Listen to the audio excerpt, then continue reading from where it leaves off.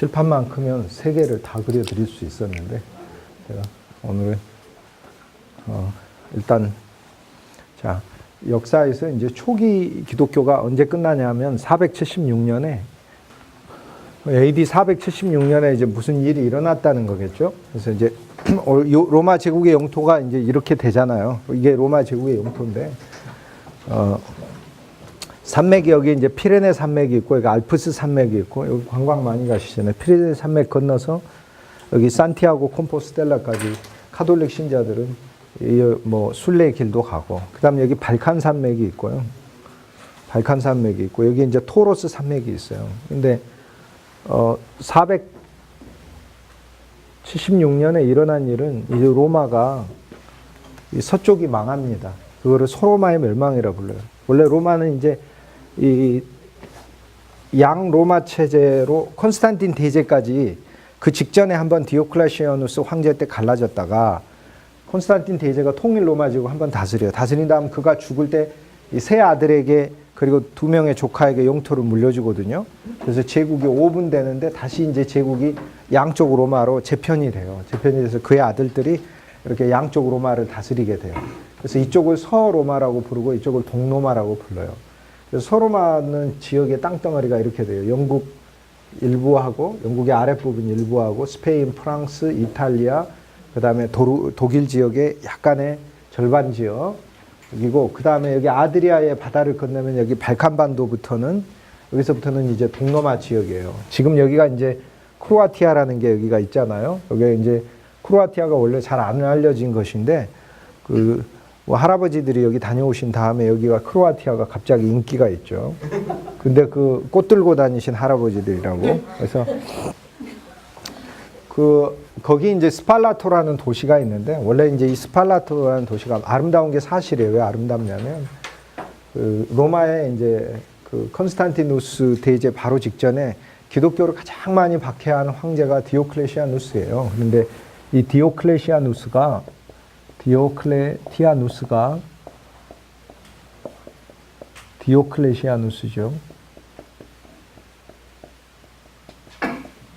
285년에서 305년까지 황제 위에 있어요. 20년간 황제 위에 있고 305년에 이 로마에서 은퇴를 하는데 어디로 가냐면 여기서 제일 아름다운 곳 고르죠. 그것이 스팔라토라는 곳이에요. 거기 가가지고 자기 궁궐을 마지막 은퇴 궁궐을 지어요. 사저죠. 대통령을 하면. 짓고 이제 그곳이 살로나라는 곳인데 아드리아해 바다 여기 아드리아해잖아. 아드리아해 바다를 바라보며 이게 이제 다른 도시들은 예를 들어 여기 가면은 이제 튀니지에서 지중해를 바라보고 여기에서 에게해를 바라봐요.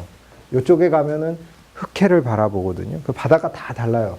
여기서 이집트 앞바다 알렉산드리아를 바라보고 이쪽에서 가이사라 가면 가이사라에서 또 지중해를 바라보고 이 바다들이 다 동해 바다 가면 틀리고 남해 바다 가면 다르고 남해 바다에서도 여수 홍도에 배 타고 들어가면 또 틀리고 배 타고 가다가 배 고장 나가지고 또 폴리스 오고 그러면서 보는 바다는 또 틀리고 이러게 되죠. 그러니까 서해 바다 또 틀리고 이게 똑같아요. 그래도 바다가 다 다른데 앞으로 하나님이 여러분을 많이 축복해 주셔서 이쪽에 아드리아해 바다도 가서 보시고 여기가 아드리아해예요. 여기가 아드리아해 가서 보시고 여기 소위 이제 에게해 이쪽에 가서 이 바다도 보시고 흑해 가서도 보시고 흑해도 저하고 우리 임태수 교수님은 다 봤어요. 가가지고. 그리고 여기 가서 이 지중해 요 바다도 보고 아프리카 앞에 이 지중해도 보고 너무나 아름답고 좋아요. 그래서 그런 것 보시기에 여기 이제 시실리가 여기가 있고 이렇게 폼페이 화산이 여기서 벙하고 터지고 이렇게 돼요. 폼페이 화산 베스파시아누스 아들 티투스 때 터지죠. 78년도에 AD 78년도에. 그러니까 어쨌든 디오클레시안이 그래서 이제 은퇴를 하고 가장 기독교 박해를 많이 했죠. 그때 이제 로마가 이렇게 나뉘었었는데 콘스탄티누스가 첫 기독교인 황제로 처음으로 로마 제국 역사상 처음으로 황제가 돼요. 그게 313년에 콘스탄티누스가 이제 전쟁에서 이겨가지고 황제가 되죠. 이제 그 이후로 기독교 로마 제국이라는 게 시작이 돼요. 그 이후로는 딱 한 명의 황제를 빼고 거의 모든 황제들은 다 크리스찬 황제예요. 신앙이 이제 명목상이냐 아니면 깊으냐 요 차이만 있지 모두가 크리스찬 황제예요. 그런데 이 로마가 이제 양쪽으로 갈라져요. 뭐 싸워서 갈라진 건 아니고 서로 각자 통치를 따로 해요. 그래서 이제 통치자를 누구라고 부릅니까? 아우구스투스라고 부르고, 옛날에 그 아우구스투스 옥타비아누스 황제의 이름을 칭호, 황제 칭호라고 부르고, 밑에를 이제 카이사르 부황제라고 부르게 됐어요. 그래서 이건 황제를 가리키는 말이 됐고, 이거는 부황제를 가리키는 말이 됐죠. 이렇게 해서 이제 이쪽도 이렇게 두면서 갈라졌는데, 이 서로마는 멸망을 당해요. 476년에. 그런데 이 동로마는 수도가 여기 컨스탄티노플인데, 원래는 비잔티움이라고 불렸다가 비잔티움에서 컨스탄티노플로 이름이 바뀌고 331년에 콘스탄티노플이라고 수도를, 콘스탄틴 황제가 나의 폴리스, 도시다라는 뜻이에요. 그래서 바뀌고 1453년에 멸망을 당해요. 그래서 1453년까지 계속 가요. 그러면 로마가 753년에 세워져 가지고 1453년까지 계속 가니까 2000년 이상을 갔잖아요. 이 로마가, 작은 로마가 거대한 로마 제국으로. 정말 오래된 거죠. 1453년에 이렇게 로마 제국의 영토가 마지막 남아있던 컨스탄티노플이 멸망당하고 지금은 이스탄불이라고 이제 불리게 됐어요. 이슬람이 와서 터키의 수도가 돼 있는 거죠. 지금은 이스탄불이 돼 있는 거죠. 서로마하고 동로마가 갈라졌어요. 갈라졌는데 서로마가 먼저 멸망을 당해요. 멸망을 당했다는 이야기는 누가 쳐들어왔다는 얘기가 되겠죠. 누가 쳐들어왔으니 멸망당했죠. 그럼 혼자 망한 것은 자기 혼자 파산했다고 그러죠. 쳐들어왔으니까 멸망당한 거죠. 그럼 누가 쳐들어왔냐? 야만족이 쳐들어왔어요. 야만족이. 근데 야만족이 쳐들어왔는데 이때 서로마로 야만족들이 막 공격해 왔어요. 동로마는 강력해서 당분간은 야만족이 공격을 하지 않아요. 공격을 해도 동로마를 다 집어삼키기는 어려워. 그러나 서로마는 이게 쉽게 먹잇감이 됐어요. 지금은 여기에 스페인이 있고 여기에 프랑스가 있고 여기 독일이 있고 뭐 이러지만 지금은 강력한 나라지만 이탈리아가 2000년 전에 로마 제국 시대 때는 동쪽이 훨씬 더 강력했습니다. 동쪽이.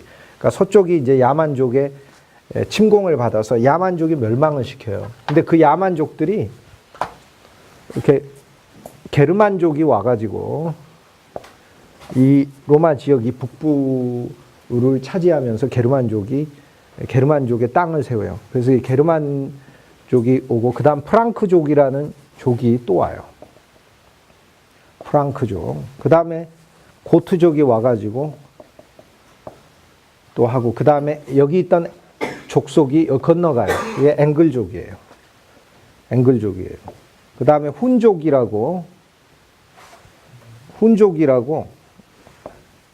또 공격해 와요. 그래서 이 부족들이 게르마니가 되고 프랑크가 프랑스가 되고 고트족이 중세 문화 고딕 문화를 이루게 되고 앵글족이 잉글이 되는 거예요. 앵글의 랜드다. 잉글랜드가 되고 훈족이 헝가리가 되는 거죠. 이제 훈족하고 마자르족이 합쳐져 가지고 그래서 소로마가 멸망을 당하고 근대 국가가 서요. 그래서 여러 야만족 국가가 서는 거예요.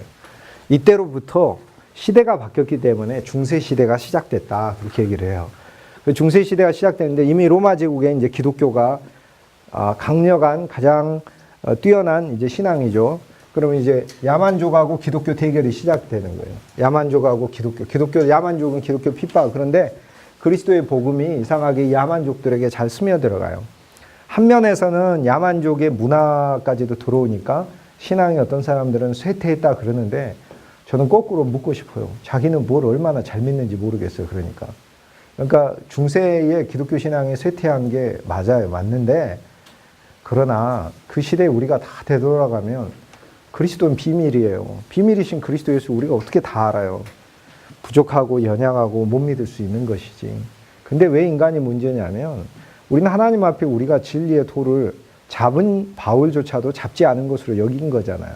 그럼 하나님 앞에 하나님 내가 하나님의 진리에 대해 하나님 은혜 때문에 살고 하나님 긍휼 때문에 살고 하나님의 자비하심과 하나님 사랑과 하나님의 나를 향하신 죄인임에도 불구하고 부요하심 때문에 내가 사는 거지 라는 겸손한 마음으로 범사에 감사하면서 사는 것이지 내가 뭘 잘 알고 잘 알아가지고 똑똑하고 잘났기 때문에 사는 것이 아니에요. 그런데 저는 사실 많은 사람들의 그러한 어떤 그 오늘날의 어떤 메시지들을 보면 내가 잘해가지고 교회가 마치 잘 되고 내가 전하는 게 자기 절대 진리고 하는 거 그거는 아닌 것 같아요. 본질적으로 우리가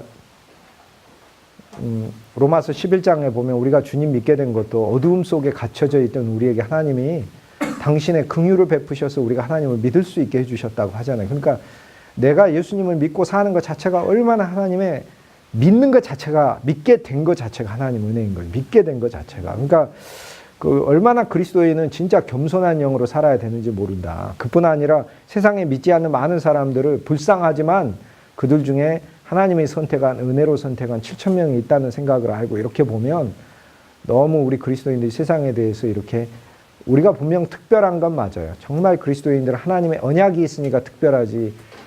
아브라함과 이삭과 야곱이 아브라함과 이삭과 야곱으로 어떻게 특별합니까? 언약이 있었으니까 특별하지. 아브라함, 이삭, 야곱이 어떻게 특별해요? 안 특별해요? 아브라함에게 언약을 줬잖아요. 뭐예요? 내 씨가 나리라. 근데 씨의 언약만 준 게 아니라 네 씨가 나서 너의 유업을 상속하리라. 이게 진짜 엄청난 말씀이에요. 씨가 태어나요. 씨가 태어나서 아브라함의 모든 것을 상속해요. 이삭이 다 갖고 이삭의 모든 것 야곱이 다 갖고 야곱의 모든 것을 장자인 유다와 그의 형제들과 유다의 모든 것을 베레스와 헤스론의 베레스가 다 갖고 다 가져요. 자, 결국에 그리스도가 이 씨로 오는데 그리스도가 우리한테 태어나서 그리스도는 우리 것을 먼저 다 가져요. 이 교환이 일어나요. 그리스도가 우리 것을 다 가져요. 그래서 우리가 예수 그리스도 안에서 일어나는 이 놀라운 사건에 대해 먼저 눈을 떠야 돼요. 교환이 일어나는 첫 번째 교환은 이 씨가 나의 것을 상속받는 거예요. 그런데 이 씨가 나를 유업으로 상속받는 거예요. 나라는 사람 자신을 이 씨가 가져가는 거예요. 내 안에 그리스도가 씨로 오시고 이 그리스도가 나를 내 세계를 상속받는 거예요. 이제 내 가정이 있으면 그리스도가 내 가정을 상속받는 거예요. 내 자녀가 있으면 내 자녀를 그리스도가 취하시는 거예요. 내 어떤 사역지, 교회, 목회, 일, 직장이 있으면 이 그리스도가 이거를 상속받는 거예요. 두 번째, 이 씨가 유업을 받고 이게 로마서 4장에서 바울이 말한 아브라함 믿음이잖아요. 아브라함의 믿음은 무엇이냐? 그의 씨가 우리의 모든 것을 상속받는다는 믿음인 거예요. 근데 두 번째 믿음은 뭐냐면 이제 씨가 우리에게 기업이 된다는 믿음이에요. 유업과 기업에 대해 제가 지난 시간 차이 얘기 드렸죠. 유업은 누가 죽어서 받는 것이 유업이에요. 그러니까 그리스도께서 우리 것을 유업 받으신다는 말은 무슨 얘기냐면 예수 그리스도는 십자가의 죽음을 통하여 우리 것을 다 가져가 버리셨어요. 죽음 안으로, 무덤 안으로. 그러니까 우리 것을 유업으로 받으신 거예요. 우리의 모든 것은 그리스도의 죽음을 이미 통과해 있어요.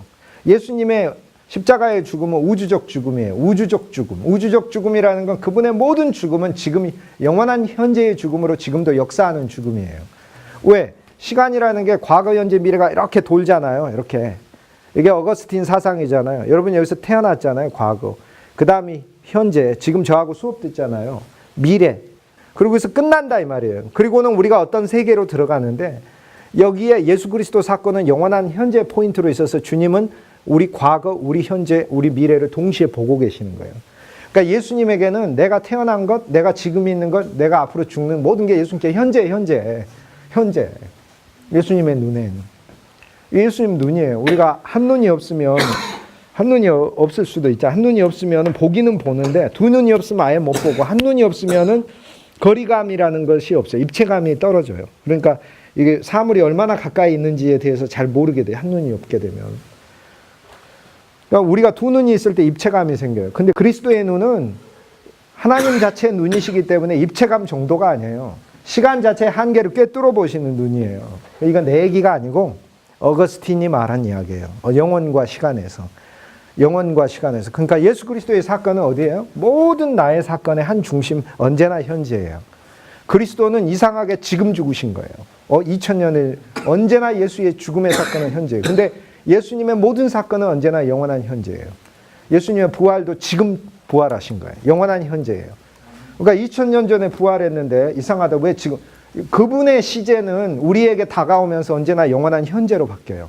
언제나 영원한 현재. 이건 진짜 놀라운 거예요. 그러니까 우리가 이것을 영원을 산다 이렇게 얘기를 하는 거죠. 영원을 산다. 그러니까 유업이라는 건 죽어서 받는 거예요. 유산 뭐예요? 아버님 돌아가셔야 받는 거지. 돌아가시지 않았는데 아버님 어차피 돌아가실 거 저한테 귀싸대기 날라오는 거 아버지가 아버지 죽는 얘기 꺼냈다고. 그러나 근데 기업은 또 안 그래요. 기업은 지금 있는 것에 참여해서 함께 일하는 거예요. 그러니까 씨가 나의 모든 것을 유업으로 가져가고 이 씨가 내게 기업이 돼요. 기업이 되리라. 그리고 기업을 주리라.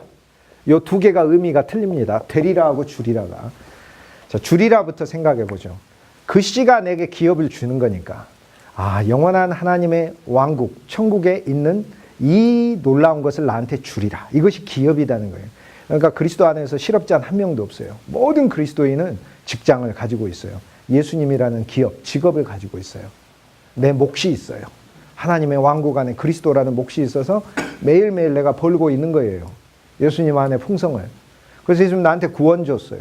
구속도 주셨어요. 하나님의 사랑도 주셨어요. 은혜도 주셨어요. 그분의 영원히 보호하시는 언약도 주셨어요. 그분의 생명도 주셨어요. 하나님의 의의도 나한테 주고 계셔요. 교회도 주셨어요.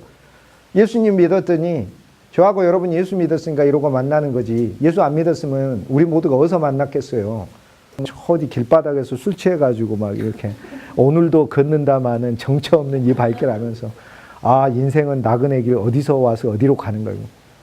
우리가 어디서 와서 어디로 가요. 로마서 11장 36절에 모든 것이 주께로부터 나왔고 주를 통하여 존재하고 모든 것이 주 예수께로 마침내 돌아가느니라. 이렇게 다 돌아가. 안 믿어도 돌아가요. 돌아가서 뭐 하는가? 안 믿는 사람은 영원한 심판받으러 돌아가고 우리는 영원한 안식 누리로 돌아가는 거예요. 그러니까 이 씨가 우리에게 기업을 주리라 하는 것은 그 씨 안에 씨가 가지고 있는 모든 풍성을 우리한테 주는 거고, 씨가 우리에게 기업이 되리라는 무엇을 이야기하면 여기서 하나 더 나가는 거예요. 무슨 얘기냐면 그 씨 자체가 나의 기업이 되는 것이기 때문에 이제 나의 일은 예수 그리스도를 누리는 일이요, 예수 그리스도를 믿는 일이요, 예수 그리스도와 더 교제하는 일이요, 예수 그리스도 안으로 내 자신이 더 포함되는 일인 거죠. 이것이 씨가 내게 기업이 되는 것과 기업이 주는 것과 차이인 거예요. 이제 우리는 이 언어에 대해서도 조금 더 세밀해질 필요가 있는 거예요. 근데 그뿐만 아니라 이 씨가 와서 왕국을 세운대요. 그래서 왕국에 우리를 참여시킨대요. 이게 아브라함에게 준 약속이에요. 이 약속을 아브라함이 믿었더라. 언제 성취돼? 예수 그리스도 안에서. 근데 네 씨가 태어나리라 했는데 이삭이 씨예요? 씨면 이삭한테 이 약속을 안 줘야 돼요. 왜? 이삭이 씨니까. 근데 이삭은 씨의 일부일 뿐이고 씨의 통로일 뿐이에요. 왜? 이삭한테 이 약속을 그대로 다 해줘요. 이삭한테 나타나서 이삭아, 너에게 한 씨가 태어날 텐데 이 씨가 모든 사람들이 그 씨 안에서 새로 태어나리라. 그러니까 갈라디아서 3장 16절에 바울이 이거를 풀이를 해주잖아요. 집에 가셔가지고 갈라디아서 3장 16절. 어렸을 때는 우리가 과자를 먹기 위해서 요한복음 3장 16절을 얻었지만 이제는 하늘의 과자를 얻기 위해서 갈라디아서 3장 16절에 집에 가셔서 늘 외우셔야 돼요. 요한복음 3장 16절만 중요한 게 아니라 갈라디아 3장 16절은 구약 성경 전체를 푸는 키. 아브라함에게 약속하신 것은 많은 자손을 약속한 것이고가 아니라 많은 자손을 약속한 것이 아니고 오직 한 자손을 약속한 것이니 이 자손은 곧 그리스도라. 저 씨가 누구라고 얘기를 해요? 바울이. 그리스도라. 그러니까 신앙이란 우리가 이 우주적 한 씨를 만나 내가 정말 새로워지는 거예요. 두 번째, 우주적 한 씨가 나한테 태어나는 거예요.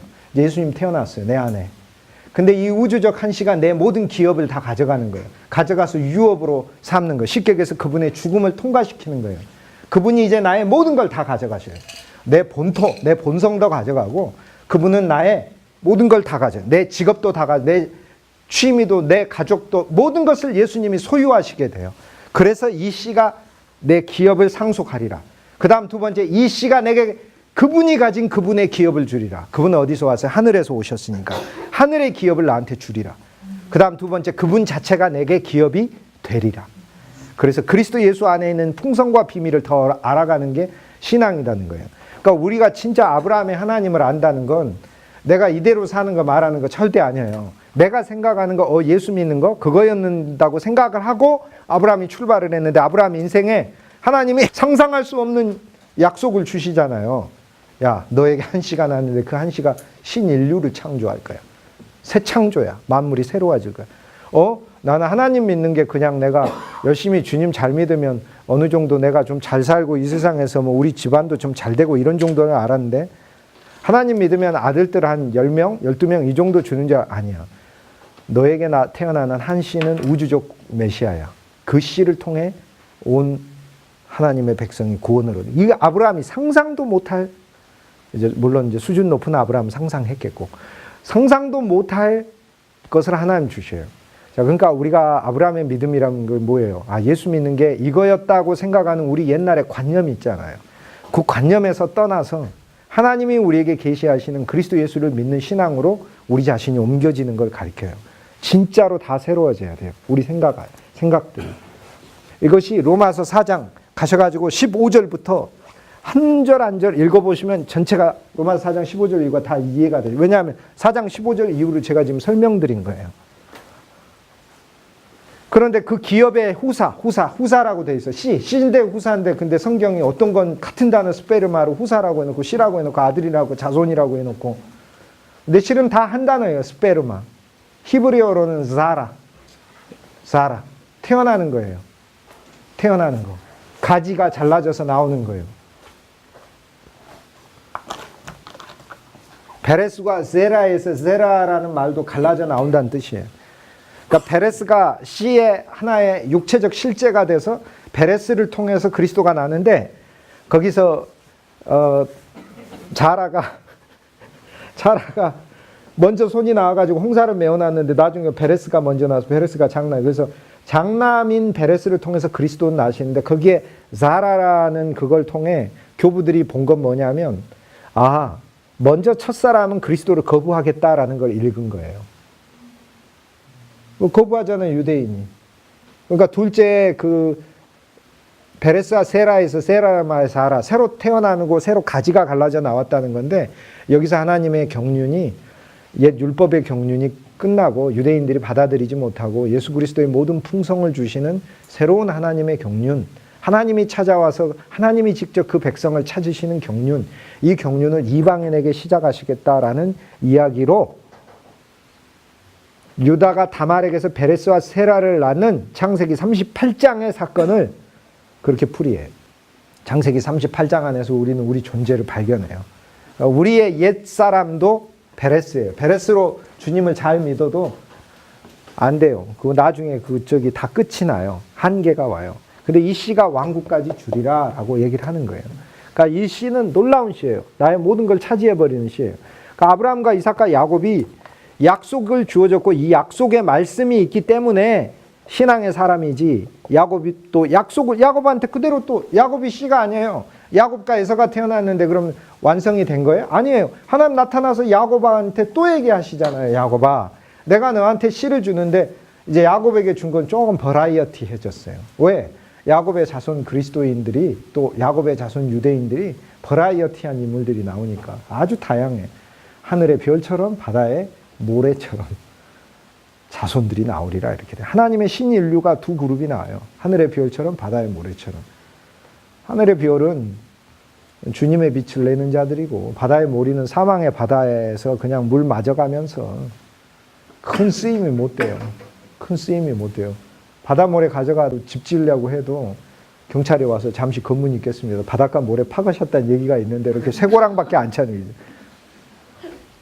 그러니까 큰 쓰임이 그렇게 되는 것이 아니다. 자, 어쨌거나 아브라함 약속이 있기 때문에 하나님 자손이다라는 거예요.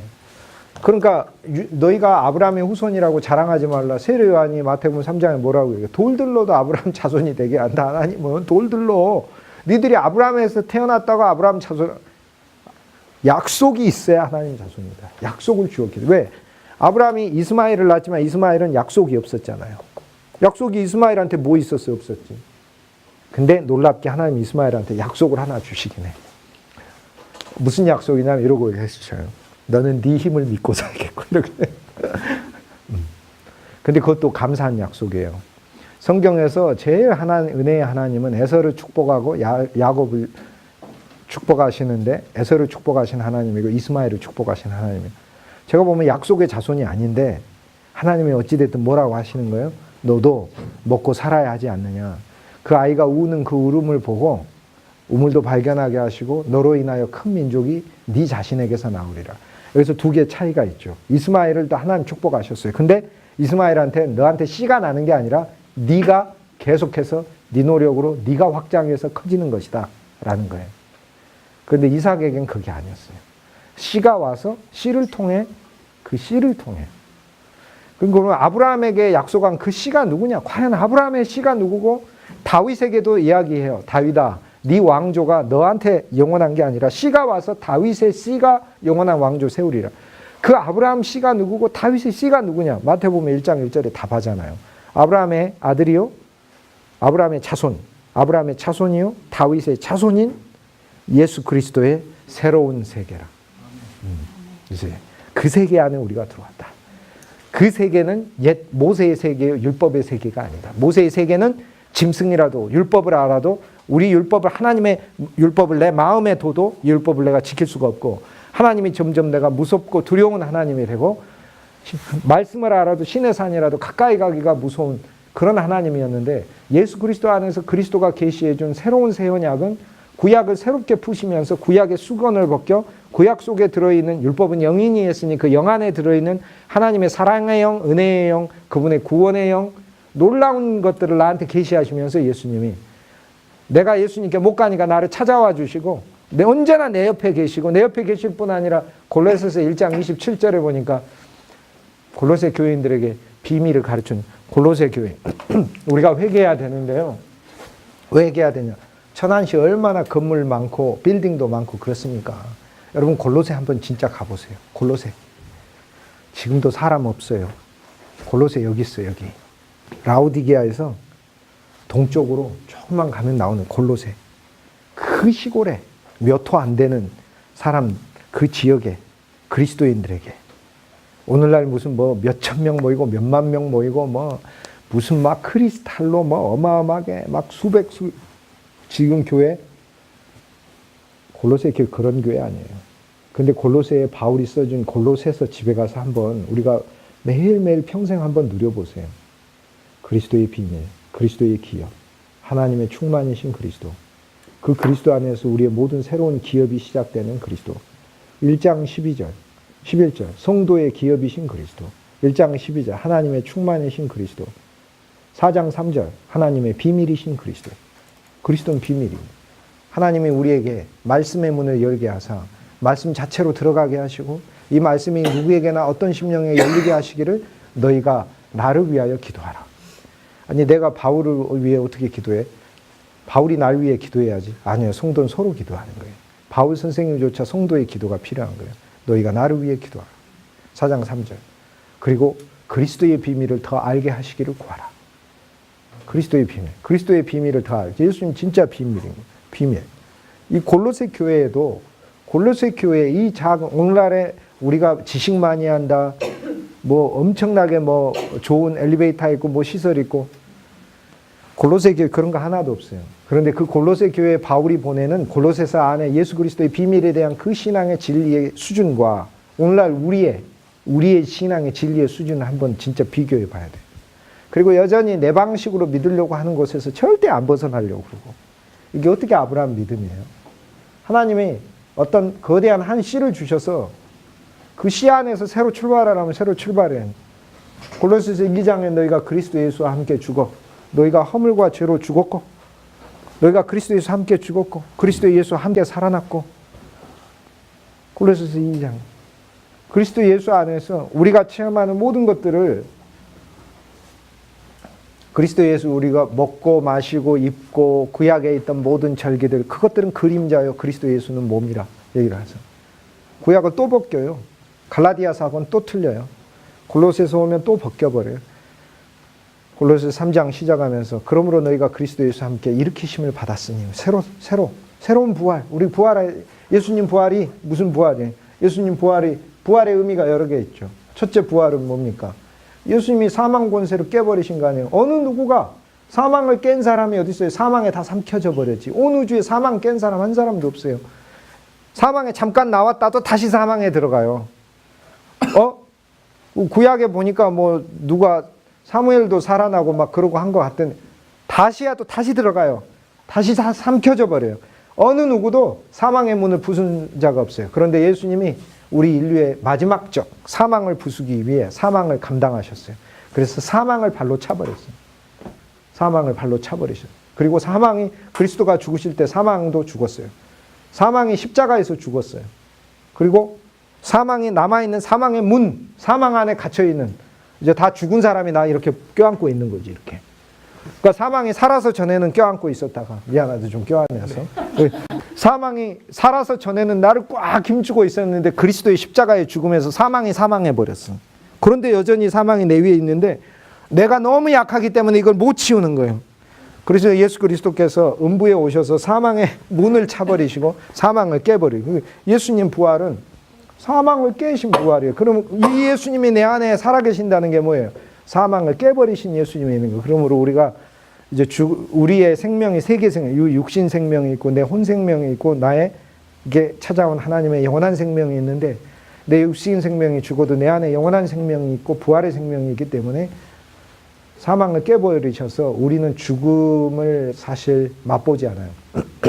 죽기는 죽는데 죽음 맛본다고는 해야 되겠네. 죽음을 맛봐요. 맛보는데 그리스도의 부활 생명으로 우리도 깨버려요. 깨버리고 음부의 권세를 부수면서 낙원에 가서 주님의 품에 영원히 있는 거예요. 이게 놀라운 거예요. 그리스도의 부활 첫 번째. 그 다음 그리스도의 부활의 의미는 뭐예요? 그 그리스도의 부활은 제사예요. 그리고 어디에 나오냐면은 로마서 4장의 맨 마지막 구절에 그리스도 예수는 우리의 범죄함을 인하여 내어준 바 되고 즉 십자가에서 죽으시고 우리를 뭐 하기 위하여? 의롭다 하시기 위하여 살아나셨느니 이렇게 됐어요. 십자가가 의의가 아닌가? 십자가의 의의는 심판의 의의. 누군가? 그러니까 하나님 의의라는 게 뭐예요? 의의는 정의를 가리키는 거예요. 의롭다라는 게 뭐예요? 하나님 바르다라는 얘기예요. 참 하나님 의롭네. 바르다는 얘기예요. 바르다. 하나님 바르시다. 의롭다 반대는 뭐예요? 하나님 틀렸다. 하나님 잘못됐다라는 얘기죠. 근데 하나님 바르다. 십자가가 왜 의예요? 죄 지은 사람 심판받아야지. 이거 의의죠. 근데 그 예수님이 죄 지어서 심판받았어요? 아니면 내 죄 때문에 심판받으셨어요? 내 죄를 품고 죽으신 거죠. 그러니까 하나님 의의가 성취됐다는 이야기는 그리스도의 심판의 의의가 성취된 거예요. 그러니까 예수님의 십자가 때문에 나는 하나님을 사실 설 수 있죠. 이해가 가시죠? 죄로 인한 내가 앞으로 일생 짓게 되는 모든 형벌, 그 죄들에 대한 형벌을 그리스도가 십자가에 받으셨어요. 그러면 앞으로 짓는 죄들 형벌도 맞아요. 받았어요. 나한테 회개만 남는 거예요. 그러니까 주님은 먼저 용서해 주시고 나를 회개의 삶으로 일생 초대하신 거예요. 근데 부활은 그런 뭔가? 부활의 의의가 아닌가? 구약의 모든 재물은 죽었다가 안 살아나요. 다 죽었어요. 구약에 양을 잡았네. 양 잡아서 속죄, 번제제, 화목제, 속건제 드렸네. 그런데 갑자기 양 죽었는데 좀 있다가 양이 하고 살아나가지고 주인님 집에 가요 이렇게 막 하는가요? 아니요. 구약의 모든 재물은 다 죽었어요. 그런데 온 우주에 딱 한 마리 양만 죽었다가 살아났어요. 누구예요? 예수 그리스도란 양이에요. 부활은 무엇을 얘기를 합니까? 예수의 재물이 하나님께 바쳐진 이 재물이 부활을 통해 무슨 재물이 된 거예요? 그러니까 살아있는 재물이 된 거예요. 살아있는 재물이 되는데 살아가지고 쑥 도망가 버리면은 하나님이 야, 너 아직 심판 덜 받았어. 너 죽어야 되는데 어디 가는 거야? 이렇게 되는데 그게 아니라 하늘로 올라가셔서 하나님 우편에 앉아 계셨다 하는 거는 모든 것이 그리스도 안에서 끝났고 이제 예수 그리스도가 재물이 되었는데 나하고 연합한 재물이 돼서 하늘로 올라가졌다라고 하는 것은 뭐냐면 그리스도가 하늘에 있는 것은 십자가 부활 이전과 이후가 달라요. 어떻게 다릅니까? 이제 여러분은 이제 제 강의를 몇 주 듣다 보면 청교도 글을 읽으면 그냥 읽혀주셔. 원래 예수님은 하나님의 본체이시고 하나님의 충만이시고 히브리서 1장에서는 하나님의 본질이시고 골로새서에서는 하나님의 충만이시고 히브리서 1장에서는 하나님의 본질이시고 빌립보서 2장에 있어서는 근본 하나님의 본체이시고 그러니까 사실 하나님의 모든 것이에요. 그분이. 그리고 하나님의 형상이기도 해요. 1장 17절에 골로새서 하나님의 형상이셔요. 하나님 충만이시고 에베소서는 또 하나님 충만이고 하나님 충만이다. 하나님 형상이다. 하나님 본질이다. 하나님 본체이다. 실제에서 예수 그리스도 안에는 모든 것 이분은 하나님의 아들이며 하나님의 모든 걸 가지신 분이셔요. 그러니까 하나님이셔요, 하나님. 삼위일체인 거예요. 삼위일체가 뭐예요? 성부 하나님, 성자 하나님 그러지 성부 하나님이고 하나님 성자라고 안 하잖아요. 하나님의 거룩한 아들이다만 칭호가 있는 게 아니에요. 그분 성자이며 하나님인 거예요. 그분 거룩한 아들이고 하나님인 거예요. 근데 이제 무엇을 말하냐면 십자가 부활 전에는 그분 혼자 늘 언제나 하나님 우편에 있었어요. 언제나 우편에 있었어요. 우편에 있으면서 우리를 창조하셨고 우리에게 좋은 것이었어요. 그런데 십자가 사건을 통해 무슨 일이 일어났습니까? 그분이 어린 양이 됐을 때 구약에 어린 양 바칠 때 제사로 온 사람이 어린 양한테 뭐 했어요? 손을 얹는 게 무슨 의미예요? 그거하고 나하고 같이 하나 된 거예요. 그러니까 같이 죽었다 이렇게 얘기를 해요. 그런데 이 제물이 구약에선 살아난 제물이 한 제물도 없네. 다 양을 죽였는데 출애굽기에 그 죽인 양이 살아났다는 얘기가 없어요. 레위기에도 없어요. 근데 온 우주에 양이 죽었는데 참 어린 양이신 분이 죽었는데 갑자기 그 양이 살아났어요. 자, 그 양은 나하고 결합된 양이에요. 그리스도 안에서 내가 죽었어요. 근데 그 양이 살아난 것을 바울이 뭐라 풀이를 해요? 우리가 그와 함께 죽었고 그와 함께 살아났다고 얘기해요. 그 다음에 뭐가 있어요? 이 살아난 어린 양이 어디로 올라간 거예요? 하나님 우편에 올라가요. 그럼 하나님 우편에 누구가 있겠어요? 나도 있어요. 이해가 갑니까? 이제 십자가 부활 이전에 그리스도께서 하나님 우편에 계실 땐 그리스도만 계셨어요. 부활 사건을 통해 하나님 우편에 있다는 건 내가 있는 거예요. 그 증거가 어디 있습니까? 혼자서 막 교수님 말 만들어 하죠. 이렇게. 에베소서 2장 1절. 에베소서 2장 저 집에 가셔가지고 찾아보시고 평생 동안 기억하세요. 허물과 죄로 죽었던 너희를 그와 함께 일으키사. 일으키사만 아니요. 그 다음에 일으키사만 있는 줄 알았더니 살리시고 그 다음에 뭐 하셨어? 너희가 허물과 죄로 죽었던 너희를 살리셨도다. 그때 너희가 그 가운데서 행하여 이 세상 풍속을 쫓고 공중의 권세 잡은 자를 따랐으니 곧 지금 보시는 아들 가운데서 역사하는 겁니다. 그 다음에 6절. 또 함께 일으키사 그리스도 예수 안에서 함께 하늘에 앉히시니 6절. 무슨 사건이 일어난 거예요? 함께 일으키사, 함께 부활만 일어난 게 아니라 앉히시니. 함께 어디에? 하늘에 앉히시니. 하늘에 앉히시니. 그래서 예수님이 부활 이후에 하나님 우편에 있는 것은 내가 하나님 우편에 있는 거예요. 자, 이제 어떻게 하여 부활이 하나님께 의가 되었는지 알겠죠? 무슨 얘기예요? 예수님이 가셨는데 예수님이 나를 데리고 가신 거예요. 데리고 갔는데 아버지가 얼굴이 시뻘게 가지고 예수님 뒤로 부르더니 야, 너 쟤 데리고 오지 말라고 그랬잖아. 왜 데려왔어? 쟤 죄인이잖아. 그게 아니다 이 말이에요. 왜? 하나님 아버지는 창세전부터 아버지가 나에 대한 경륜을 가지고 계시고 그래서 아들을 보낸 거기 때문에 너무 잘 왔다. 너무 잘 왔다. 나 죄인인데요. 다 그리스도 그 씨를 통해 죄도 해결됐다. 그 씨를 통해 그래도 나 죄인이 아니라 너는 그리스도의 의의를 가진 너는 의의가 성취된 사람이다. 자, 십자가의 의의도 놀라운데 부활의 의의는 너무나 놀랍죠. 그래서 그리스도가 부활하셔서 우리의 의의가 되셨느니라.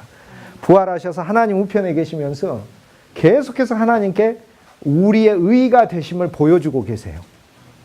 그분의 십자가 부활을 통해. 그러므로 저기 DJ 김동주가 있는데 여전히 육신 안에 있고 하나님의 언약 안에서 온전한 모습을 보이지 못하는 부끄럽고 어리석은 모습을 보일 때마다 그리스도는 하나님 우편에서 나라는 영원 속에 있는 존재, 그 존재를 대표하여 당신의 살아나신 의의를 하나님께 보여주고 있는 거예요. 부활의 놀라운 의의예요. 그리스도의 부활은 놀라운 부활이에요. 온 세상에 한 번도 살아난 적이 없는 재물이 살아나. 근데 그리스도의 부활은 그것만 있는 줄 알았더니 또 있어요. 뭐가 있어요? 그리스도의 부활이라는 건 부활 생명으로 내 안에 부활 생명을 주신 거예요. 그러니까 그리스도가 부활하셨다니 그리스도가 살아서 지금 내 속에 계신다는 얘기예요. 그리스도가 부활하셨다. 얼마나 감사해요. 그리스도가 부활하셨다. 그리스도가 부활하셨다. 얼마나 감사해요. 지금 살아서 나한테 함께 하신다는 것이니까 이처럼 놀라운 이야기가 온 우주에 어디가 있어요. 상상할 수가 없는 거지. 상상할 수가 없는 거죠. 그리스도와 함께 죽었고 함께 살았고 나를 위한 부활이시고.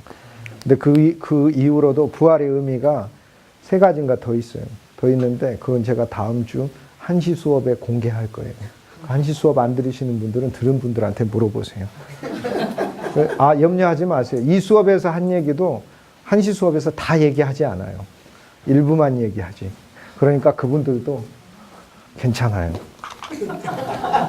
복음이 잘 전파 안 되는 것 같습니다. 복음이 전파가 안 되는 것 같습니다. 보내심을 받아야 해. 아직 제자의 단계로 있기 때문에 보내심을 받으면 전하게 돼 있어요. 아멘. 다시 되돌아가. 어쨌든 이스마엘이어도요, 진짜 감사해요.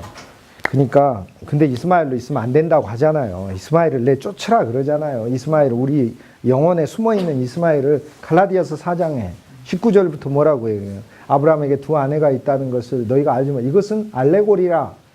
바울이 직접 얘기해, 바울이. 이것은 알레고리라. 무슨 알레고리요? 하고 물어보니까 이것은 두 언약을 말하는 것이다. 무슨 언약? 애굽에서 나온 여자를 통해서 나온 이스마엘은 우리가 세상을 사모하고 살면서 자기 율법으로 해보겠다는 지금의 이스라엘을 말하는 거고, 사라는 하나님의 은혜를 가리켜 은혜의 언약, 이 새 언약, 생명의 언약, 영의 언약을 말하는 것이다. 그런데 아브라함에게 하나님이 창세기 22장에 뭐라고 얘기를 해요? 22장의 사건이 4개가 나오거든요. 제일 첫 번째가 이삭을 바치죠. 두 번째가 이스마엘 내쫓아라 그러잖아요. 왜? 그대로 뒀더니 이삭을 핍박한다. 이렇게 얘기해요. 이삭은. 내 안에 있는 이스마엘 같은 요소는 진짜 그리스도 예수를 핍박해요. 언젠가 나가야 돼요. 이게. 함께 같이 살았어요. 오랫동안. 지금 오랫동안 같이 살았어요. 내 자신으로 해보려고 하는 어떤 부분이. 그런데 나가야 된다는 거예요. 철저히 약속 안에서 내가 하나님을 붙드는 그 이상만이 내 신앙으로 이제 가는 거예요. 내 힘과 내 스스로 내 방법으로 문자로 보이는 것들로 했던 부분이 어느 날 나가야 된다라는 걸 얘기를 해요. 자, 다시 되돌아와서 어쨌거나 거기 하나님 긍휼이 있잖아요. 그 이스마엘이라도 먹이시고 우리가 뭔가 잘 됐어요. 그죠? 주님 잘 안 믿는데 잘 됐네. 이스마엘로 잘 된 거라고 생각해야 돼요. 그리고 다시 이삭으로 되돌아야 돼요. 우리는. 아, 주님, 네가 네 힘으로 창대케 되리라는 그 약속 때문에 제가 잘 되었군요. 그것도 하나님께 감사합니다. 그러나 이제 저는 그리스도께 다시 다 오기를 바랍니다. 라고 우리가 돌아오라라고 이제 갈라디아서 4장 19절에서 이야기를 해주잖아요. 이제 그 어떤 말씀의 전체적 의미들을 우리가 이제 볼 필요 있어요. 어쨌든 476년이 이 많은 야만족들이 한꺼번에 다 쳐들어온 해는 아니고 그 전부터 쳐들어왔고 이 이후에도 쳐들어와. 근데 476년에 로마가 멸망을, 이 로마 시가 야만족이 와서 멸망다. 더 이상 그래서 서로마가 없어지게 돼요. 그리고는 이때로부터 이 야만족 국가들의 시대가 돼요. 근데 여기서 다른 야만족 이름은 다 잊어먹어도 돼요. 딱 한 야만족 이름만 잊어먹으면 안 돼요. 그게 프랑크족이에요. 왜 프랑크만 잊어먹으면 안 됩니까? 프랑크족이 이름도 외우기도 쉬워요. 프랑스니까. 프랑크 이름은 절대 잊어먹으면 안 돼요. 서로마를 멸망시켰고 동로마는 아직 건재해요. 동로마는도 멸망을 당하는데 언제 멸망당한다고 했어요? 1453년에 이 콘스탄티노플이 멸망당해요. 그리고 이스탄불로 이름이 바뀌어요. 근데 동로마는 그럼 누가 멸망시키냐? 동로마는 이슬람이 멸망시켜요.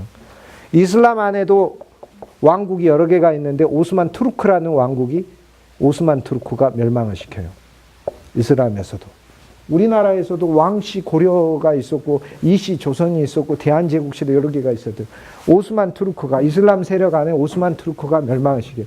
그게 동로마고 이것은 1453년이니까 한참 뒤의 일이고 476년에 로마 시가 멸망을 당하는데 야만족에 의해서 멸망을 당해요. 근데 이 야만족 중에서 프랑크족만 이름을 절대 잊어먹으면 안 됩니다. 왜? 프랑크족이 네 시작은 미아하였으나 네 끝은 엄청 창대하려. 그게 프랑크족이에요. 프랑크족이 여러 야만족들 중에 하나의 작은 부족이었어요. 근데 이 갑자기 프랑크족이 자기가 무슨 거의 챔피언.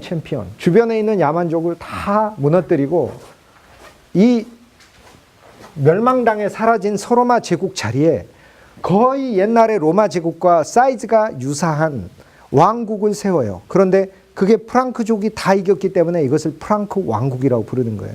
그러니까 중세는 프랑크 왕국의 시대인 거예요. 중세는 프랑크 왕국의 시대다. 그래서 476년 이후로 프랑크 왕국이 들어서게 돼요.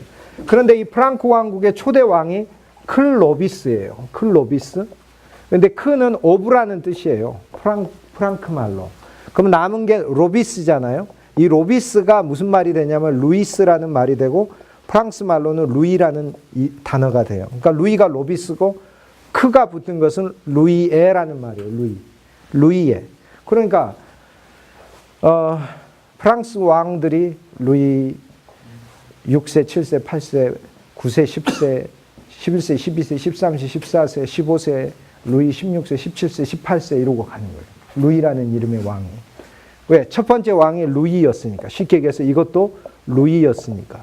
그런데 이것은 영어로는 루이스라 이 말이에요. 같은 이름이에요. 똑같아. 그 클로비스, 루이스 다 같은 이름입니다.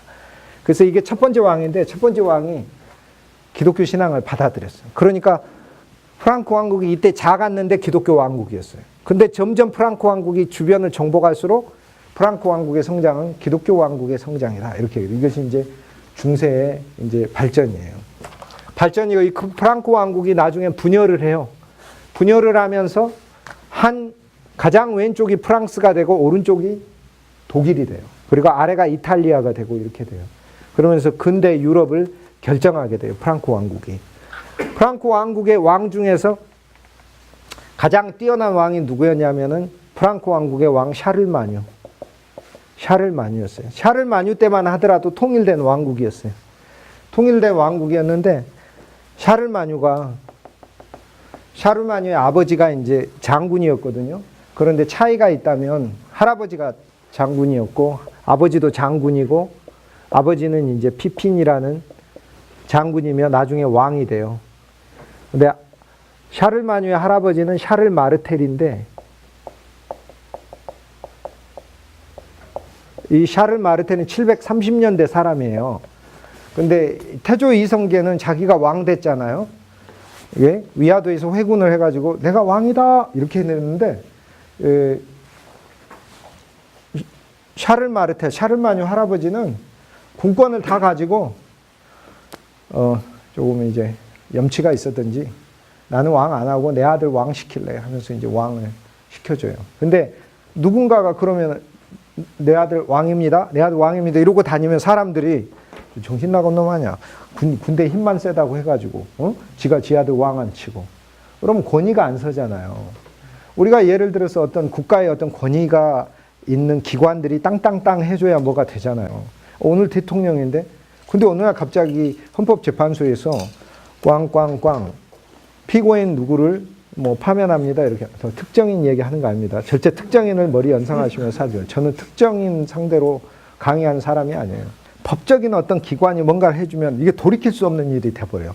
그러니까 사실 진짜로 무죄인 재판들도 재판에 보면 무죄가 많은데 재판에서 막 유죄라고 옛날에 해가지고 주위 사람들이 실제 무죄인데 얼마나 그 낙인과 딱지 속에서 억울하게 피눈물을 흘리고 살았어요. 마찬가지 어떤 그 제도적 권위가 이게 부과돼야 돼요. 그러니까 샤를마르텔 군권은 잡았는데 자기 아들을 왕으로 앉히려고 하는데 교황의 힘이 필요한 거죠. 그래서 이제 교황한테 찾아갑니다. 찾아가가지고 내 아들을 왕으로 당신이 대관식에서 안수를 해주면 내가 거기에 적절한 보상을 하겠다. 막 황금도 안기고 그래요.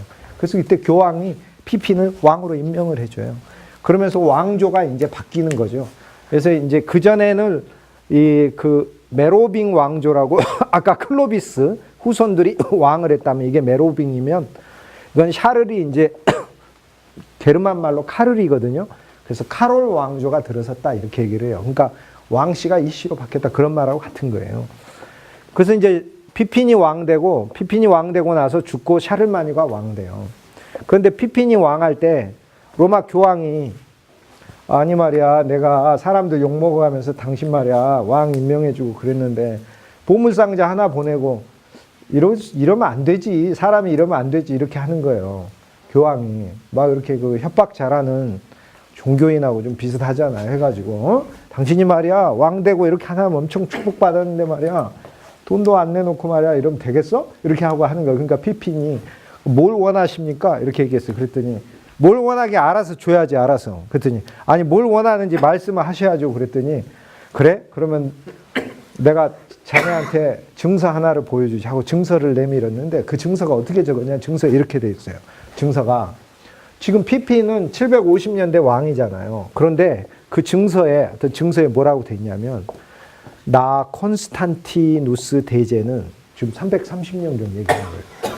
수도를 로마에서 콘스탄티노플로 옮기면서 앞으로 로마 인근의 모든 땅은 교황이 관리하도록 맡긴다라는 문서를 가짜로 만들어서 피핀이 교황한테 제시를 하면서 여기 보라고 여기 보라고 교황이 이거 제시하면서 아니 이탈리아 중부에 있는 땅은 다 나한테 준다고 옛날에 콘스탄틴 대제가 약속했는데 국가가 아주 혼란하고 유럽이 막 로마도 망하고 혼란하면서 이게 약속이 안 지켜졌다. 당신이 지켜라 이렇게 하는 거예요.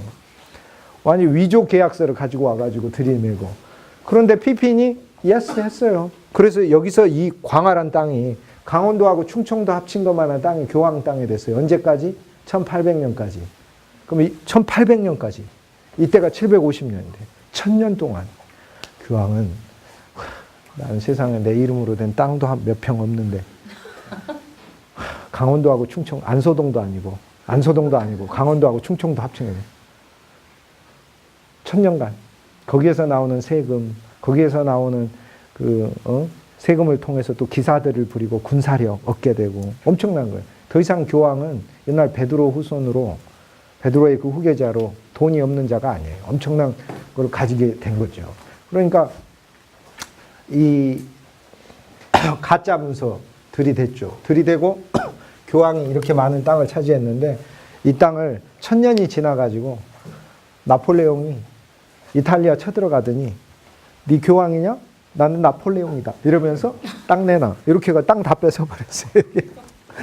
그래서 교황의 땅이 갑자기 다 상실해져 버리고 지금 이탈리아 로마에 가면 로마에 있는 극히 일부분만이 교황의 땅으로 돼 있고 그곳을 바티칸이라고 부르게 돼 있어요. 그래서 아주 적어지게 됐죠. 그래서 이게 이제 중세에 근데 피핀은 그런 왕이었는데 근데 피핀이 왜 그렇게 땅을 줬을까? 아니 프랑코 왕국은 세계는 넓고 정복할 곳은 많다. 이게 피핀의 신조니까 가져 다른 데 정복하면 되지 이렇게 되니까. 그래서 준 거죠. 그런데 피핀은 정말 아들 하나를 잘 뒀어요. 샤를마뉴. 믿음의 왕이에요. 그래서 중세에 개혁을 가져와요. 백성들에게 구약의 성경 말씀 10계명을 다 외우게 하고 반드시 10개 부락마다 교회 한 해를 세우게 하고 자기도 매일 성경을 읽고 어거스틴 고백록을 읽으면서 하나님 앞에 회개 기도도 하고 전쟁 나가서 하나님 내가 너무 사람들 잔인하게 대하지 않아서 회개 기도 굉장히 선한 그 성군이었어요. 마뉴. 그래서 샤를이 원래 이름인데 마뉴는 대제라는 뜻이에요. 샤를 대제. 대왕이 됐다. 이렇게 불러요. 이 중세에 가장 뛰어난 왕이에요. 그럼 언제냐? 800년이에요. 그냥 외우기도 쉽게 AD 800. 이렇게 하면 서방에는 이때 서방 지역에 여기서 말하는 서방은 남편을 가리키는 말이 아니고 서쪽을 가리키는 말입니다. 그래서 부부 사이가 좋으신 분들은 그런 단어를 할 때마다 막 가슴이 뛰는 분들이 있고 외로워 그러는데 우리가 이제 더 이상 육신으로 살지 않으니까 저 서방은 저쪽 서쪽 지역을 가리키는 말이다라는 거예요. 그런데 저 서쪽 지역에 이제 수도원들이 많이 생겼어요. 그래서 수도원 운동이라고 부르죠. 그런데 수도원이 이제 제일 처음 생기는 게 언제 생기냐면 AD 529년도에 이게 서방에선 AD 529년도에 동방에서는 여기서 AD 200년부터 있었어요. 수도사들이. 그리고 AD 200년대 후반 250년대가 넘어서면서 여기 안토니우스라는 수도사가 여기 있었어요. 근데 이 수도원들은 아주 센 수도원이고 여기에 AD 529년에 베네딕트라는 수도사가 성자 베네딕트죠. 수도원을 세웠는데 이걸 베네딕트 수도원이라고 불러요.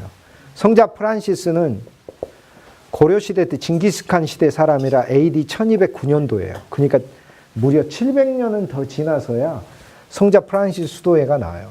그러니까 게임이 안 돼요. 쉽게 얘기해서 여기하고 여기는 지금 여기 막 거대한 무슨 마트, 막 거대한 마트 그러면 처음 시작할 때 동네 이렇게 조그만 이렇게 가게 이런 식이었어요. 이게 규모가 비교가 안 돼요. 지금도 성자 베네딕투스 중세에 수천 개의 수도원이 성자 베네딕투스. 그래서 중세는 수도원의 시대다.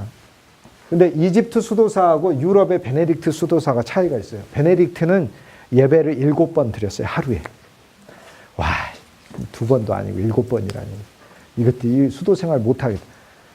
이집트는 7번이 아니라 하루에 한 예배를 연속으로 한 16시간 정도는 드렸다고 봐야 되겠죠. 그러니까 하루 7번 드린 게 되게 짧게 드린 거예요. 그리고 예배 시간도 짧아요. 길지 않아요. 베네딕트 수도에는. 그리고 이집트는 나무 위에 올라가서 15년, 나무 위에 올라가 동굴 속에서 20년 이러고 있다가 한 20년쯤 있으면 스승이 야, 너 햇빛도 보고 살아야지. 한번 나갔다 이번에. 아, 괜찮아요. 한 5년 후에나 나갈게요. 이렇게 하는 게 이거고, 베네딕트는 이게 이집트의 이제 수도 생활이고, 베네딕트는 그게 아니라 규율이 매일 8시간 밖에 나가서 밭도 갈고 일도 하고 성경도 보고, 그러니까 굉장히 온건한 수도 생활이라는데, 오늘날 베네딕트 수도의 사상 가지고 수도 생활 한다고 하면 온건한 게 아니라 이 인간들이 좀 사람을 잡으려고 그러나 하면서 다 도망가 버리게 될 거예요. 오히려 거꾸로 이제 그런 정도가 되는 것이다.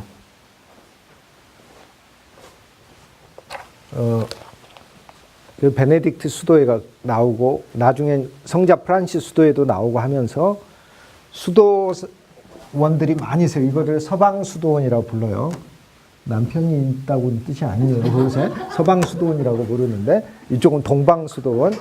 그래서 서방 수도원은 베네딕트 수도회가 가장 대표적인 수도회다. 근데 이 수도회가 많이 세워진다는 건 우리식으로 하면 한 면에 기도원이에요. 그러니까 영성센터예요. 또 한 면에서 도서관이에요. 학문의 전당이에요. 수도사가 한 일들이 뭐 하겠어요? 성경 계속 필사하지. 왜 성경 필사하지? 온라인 주문하면 됐을 텐데. 이러고 생각하시는 분은 없겠죠. 그죠? 그럼 서점 가서 사지? 서점이 없어요. 수도사들이 전부 다 그때 다 필사해서. 그래서 이 수도사들을 우리가 비판할 수 없어요. 되게 감사해야 돼요. 그 수도사들이 없었으면 오늘날 우리가 성경을 사실 이렇게 그 보는 긴 시대가 사실 없었어요. 그들이 매 시대마다 성경을 필사해서 건네주고 하면서 그리고 또 그뿐 아니라 고대 세계의 문학들 있잖아요. 뭐 무슨 아리스토텔레스의 책이라든지 플라톤 책, 소크라테스의 책이라 이런 거 전부 다 사실상 수도회 도서관에서 계속해서 내려와 가지고 우리 인류에 전해지고 한 거예요. 그리고 도서관이고 그다음 사회복지센터였고, 그러니까 이런 게 3,000개가 있었다는 것은 기독교가 중세시대 때 굉장히 살아있었어요. 그래서 우리가 중세 기독교를 많이 비판도 하지만 그러나 한 면에서 어쨌든 그 시기에 하나님이 쓰시고 사용하시던 기독교였다라는 것을 볼 필요가 있어요. 어떤 사람들은 너무나 막 이렇게 정죄하면서 컨스탄틴 대제 이후로 기독교가 막 거의 뭐 마귀 세력 비슷하게 됐다고 하면서 컨스탄틴 대제한테 다 책임이 있다고 그러는데, 그러는 그대는 한 사람이라도 살렸느냐라고 물어보고 싶어요. 콘스탄티누스 대제의 칙령으로 살아난 수백만 명의 사람들이 있는데 박해해서. 우리가 어떻게 온전하게 믿어요? 온전하게 못 믿지. 그렇지만 하나님 앞에 늘 겸손한 거죠. 우리가 주님, 우리가 여전히 진리에서 모자라고 부족합니다. 하나님 안에서 그리스도의 비밀을 더 보기를 원합니다라고 그렇게 생각하고 믿는 것이죠. 그걸 하나님이 기쁘시게 받으시는 것이다. 중세시대 때 그렇게 해서 샤를마뉴 이후로 수도원도 많아지게 되고 더 장려하게 되고, 그 전에 수도원이 생겼지만, 그리고 중세가 많이 안정되면서 이제 세계를 리드하게 돼요. 그러니까 우리가 흔히 이야기하는 지난 야베 쪽이 유럽이 2000년 동안 세계 역사를 주도했잖아요. 로마 제국 시대부터. 근데 중세 때는 로마 제국의 영광을 동쪽에서 서쪽으로 이어받은 그 체인지를 시킨 이 지도자가 누구냐면 그가 샤를마뉴인 거예요. 그 샤를마뉴 시대 이후로부터 이 전 세계에 있는 모든 영역 중에서 이제 유럽이 본격적인 문화의 이제 선두 그룹에 서서, 문명의 선두 그룹에 서서 세계를 주도할 수 있는 그 역사적인 토양들을 갖추기 시작했다. 우리가 그렇게. 그 이후로 이제 영국이든 프랑스이든 독일이든 스페인이든 이런 나라들이 세계를 주도하게 되는 거죠. 그러니까 그러한 유럽의 이제 가장 뛰어난 유럽의 세종대왕 샤를마뉴가 있었다. 그리고 나서 이제 1077년 이후로 교황권이 상승하게 돼요. 교황하고 황제하고 한번 꽝 충돌하는데 황제가 그때 굉장히 건방졌어요. 이게 이제 독일이 따로 갈라지는데, 독일 그러면 게르만이란 이름이잖아요. 게르만. 그 이름 좋아요. 그게 게르만. 그러니까 옛날에 직업이 무슨 갑바치였다 그러면 갑바치 그러면 이게 좋냐고요. 이렇게 족보를 사가지고 어떤 좀 바꾸든지 해야 되는 거지. 천민 성씨를 양반 성씨로. 그러니까 이제 게르만 그러니까 야만족 이름이잖아요. 그러니까 야, 게르만이 뭐냐? 우리 이름 바꾸자 해가지고 독일 지역이 한동안 신성 로마 제국이다. 새롭고 거룩한 로마, 홀리 로만 엠파이어다 그랬어요. 로마하고 아무 상관없으면서 로마 이름 넣어가지고 우리가 신성 로마 제국이다 이렇게 부른 거예요. 그렇게 해서 독일 제국이 신성 로마 제국이라 부르게 되고, 오른쪽은 프랑크는 야 뭐 어차피 뭐 프랑스가 프랑크고 프랑스가 프랑크고 프랑크가 프랑스인데 그냥 그 이름 쓸래 하면서 프랑스가 됐고, 독일은 야 우리 좀 이름 바꿔야 되지 않아? 그러니까 어떤 분들 그 이름 바꾸잖아요. 이렇게 되면서 이름이 뭐 박향단 뭐 너무 그러니까 이렇게 이름을 줄리아 뭐 이렇게 봐. 향단이 그럴 땐 굉장히 막 토속적인 분위기가 막 나오는데 줄리아 그러니까 너무 막 멋있는 이름 같아. 막 갑자기 이렇게 이제 이거를 바꾸는 거예요. 이렇게.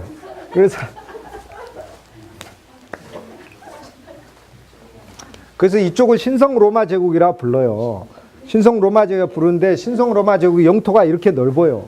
근데 신성 로마 제국은 로마 제국이라 했으니까 이쪽은 프랑스고 이쪽은 신성 로마 제국인데, 둘이서 지도자가 교황한테 서로 뇌물 갖다 주기 경쟁을 벌여가지고 교황이 한 사람만을 황제라고 부르기로 했어요. 근데 신성 로마 제국을 황제라고 부르기로 했어요. 이쪽은 왕이고 권력은 똑같아요. 근데 얼마나 성질나요. 이쪽은 황제 칭호 같고 이쪽은 왕 칭호 같고. 근데 권력은 거의 같아요. 거의 같은 수준이에요.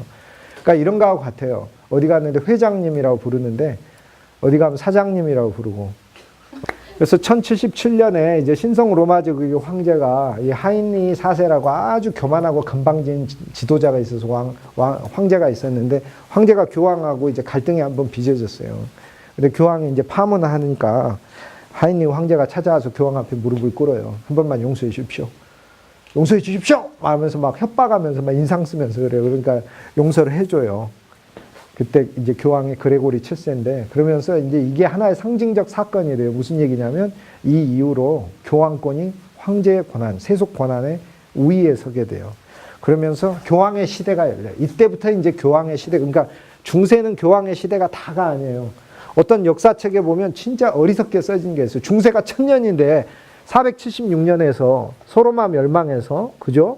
소로마 멸망해서 1517년 마틴 루터가 95개조 반박문을 붙일 때까지인데, 아니 이 1000년 동안이 어떻게 교황의 시대예요? 없어요. 그거 절대 틀린 말이에요. 중세 1000년 중에 1077년에서 1300년까지 200년만 교황의 시대예요. 이때 교황들의 권한이 정말 대단했어요. 근데 1300년이 됐다는 건 또 뭔 일이 일어났다는 거겠죠. 교황권이 너무 높아지니까 사람들이 싫어했어요. 그리고는 이제 프랑스 왕이, 이번엔 프랑스 왕이 교황이 막 자기 파문하고 그러니까 전화 걸어가지고 공수특전단 2개 연대만 이태리 로마에 보내도록 다다다다 헬리콥터 타고 가죠. 제가 이렇게 얘기했더니 또 그때 진짜로 헬리콥터 타고 갔다 뭐 이렇게 생각하시면 안 되고, 어쨌든 간에 막 헬리콥터 막 타고 가고 공수특전대가 교황궁에 내려가지고 교황을 납치를 해가지고, 아저씨가 네가 교황이야 임마 하면서 막 발로 차고, 이렇게 교황이 쇼크를 먹어가지고 곧 머지않아 죽어버렸어요. 그러니까 이 이후로 이제 프랑스 왕이 앞으로 교황은 우리가 프랑스가 임명한다. 그리고 교황궁도 옮겨라. 그러면서 로마에서 사상 처음으로 로마에 있던 교황궁을 요 위로 옮겨요. 프랑스 아래쪽에 아비뇽이라는 곳이 있어요. 이 아비뇽에다 옮겨요. 아비뇽에서 그래서 1300년에서 1370년경까지 약 70년 동안 아비뇽의 교황궁이 있게 돼요. 아비뇽의 교황궁. 교황이 프랑스 왕의 포로로 끌려갔다 해서 아비뇽 포로기라고 불러요. 근데 막 끌려간 게 이렇게 막 가가지고 맨날 교황이 프랑스 왕한테 두들겨 그랬다는 뜻이 아니고, 그냥 어차피 교황이니까 잘 대해줘요. 왕이, 프랑스 왕이, 교황님 여기서 계십시오. 로마에 가야 되지 않을까? 그러면 여기 계시라고 얘기를 했는데 자꾸 로마 얘기를 하시겠습니까? 그러면 아니, 내 얘기는 뭐 꼭 가겠다는 얘기가 아니고 이렇게 때가 되면 언젠가 가야 된다. 예, 어쨌든 간에 여기 편안하게 사시라고 제가 궁궐도 이번에 새로 지어드렸고, 그 궁궐을 새로 줬어요. 그래서 지금 저희들이 이제 로마를 방문하게 되면 바티칸 궁의 일부만 보고 나와요. 예를 들어 미켈란젤로가 천지창조 그린 시스틴 채플 보고, 레오나르도 다빈치가 그린 최후의 심판과 천지의 창조를 저희들이 보고 오고, 미켈란젤로와 레오나르도 다빈치를 보고는 시스틴 채플만 보고, 또 극히 일부만 보고 나와요. 교황궁에. 근데 교황궁이 어떻게 생겼는가 전체를 다 보고 싶으면 로마를 가는 게 아니라 아비뇽을 가면 돼요. 지금 아비뇽에 전체가 다 들어갈 수 있고요. 완벽하게 700년 전에 교황궁이 그대로 다 보존되고 있어요. 그래서 중세가 제일 예쁘게 보존된 데가 찰스 부르크다. 그렇게 얘기를 하면 찰스 부르크는 막 이렇게 되게 상업적으로 좀 보존됐다면 말 그대로 진짜 중세 시대 700년 전에 옛날 도시 우리나라도 있는데 용인 민속촌 용인 민속촌은 우리가 이제 만든 민속촌이고 거기 가서 와, 이 초가집이 진짜로 조선시대부터 내려온 거예요? 막 이렇게 물어보는 사람은 없겠죠. 그런데 아비뇽에 가면 그게 700년 전부터 내려왔던 거예요. 아비뇽의 교황궁. 그래서 아비뇽을 가면 다 구경할 수 있다라는 거예요. 저는 오늘 이게 이제 중세 교황권의 절정이었다 이렇게 얘기를 해요. 그러면서 이때 많은 일들이 일어나는데 이때 일어나는 일들에 대해서는 왜냐하면 이게 중요해요. 요 일들이 이제 이 다음에 벌어지는 교황권이 이제 크게 상승했다. 그리고 교황권이 이 다음부터 하락했다. 하락한 다음에 아비뇽 교황이 아비뇽에 있으니까 전 세계가 야, 프랑스 왕 보고 야, 교황이 니만의 교황이냐? 교황 다시 돌려. 그러니까 교황이라 말 이렇게 생각하면 돼요. 교회 지도자, 최고 교회 지도자. 근데 최고 교회 지도자가 한 정치 권력에 되게 결탁했다 그런 얘기죠. 로마로 돌아오는데 로마에 돌아왔다가 그동안 생활 아비뇽에 너무 오래 해가지고 로마 싫다 그러고 다시 가버려요. 그러니까 로마에서 교황을 또 뽑아요. 그래가지고 교황이 2명이 40년 동안 나오게 돼요. 나중에 교황을 1명 더 뽑아요. 그래서 교황이 3명까지 나오게 돼요. 자, 이제 교황이랑 교회 아버지잖아요. 번역을 사실 잘못해요. 교황이 뭐예요? 교회 아버지지. 포프, 파파니까 아버지란 뜻이니까 목양한다는 얘기잖아요.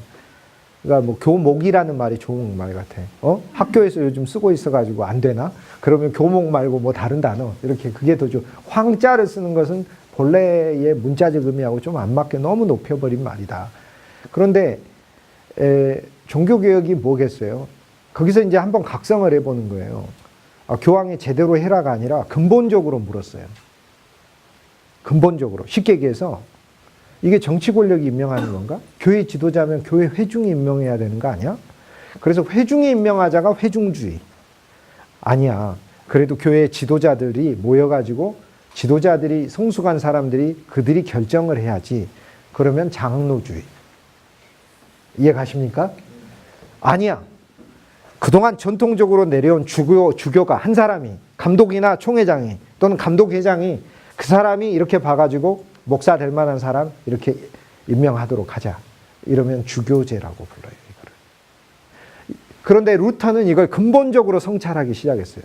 개혁이라고 할 때 장로주의로 가냐 회중주의로 가냐 이런 차원보다는 근본적으로 제사장이 누구인가 라고 물었어요. 거기에 얻어진 답이 뭐였어요?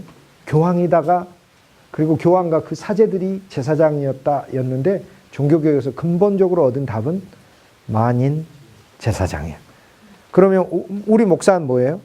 모두를 목사 만드는 사람이에요. 모두를 우리 호소대학교 오게 하는 거네. 할렐루야 아멘. 그래 진짜 좋은 일이네. 그런데 조금 더 이제 본질적으로 말을 하자면 모든 사람들이 가정에서의 목사요, 자기 일터에서의 목사가 되게끔 양육해 주는 일을 목사가 하는 거예요. 그러니까 거기에 목사는 자기만 목사로 남아있는 목사가 가장 어리석은 목사요. 자기가 목회를 했을 때 모든 사람이 또 하나의 살아있는 한 사람 제사장의 역할들을 할 때 많은 사람은 축복하고 기도하고 그리고 하나님의 성막을 잘 가꾸는 그런 살아있는 지도자가 되게 하는 게 그게 목회자의 일이겠다라고 하는 거죠. 그러니까 중세를 제가 이렇게 설명한 이유가 뭐냐면 신앙의 하락이 어떤 부분이어서 왔고 어떤 포인트에서 청교도가 무엇을 바꾸기를 원했는가를 보기를 시작하는 거예요. 그래서 청교도는 두 가지 방식으로 이 지도력의 문제를 접근을 해요. 첫째, 회중주의. 대부분의 청교도들이 회중주의 방식을 회중주의를 선택했다는 게 뭐예요? 저렇게 교황이 계속 정치 권력 임명하다 보니까 아주 웃기는 사람 되더라. 근데 그게 아니라 우리 믿음을 가진 성도들이 이렇게 직접 교회 지도자를 선출하는 겁니다. 회중주의.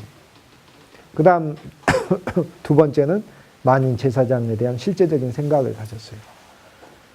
만인체사님. 그래서 더 기도하고 더 하나님 말씀에 모두가 하나님 말씀 안에 뛰어들어요.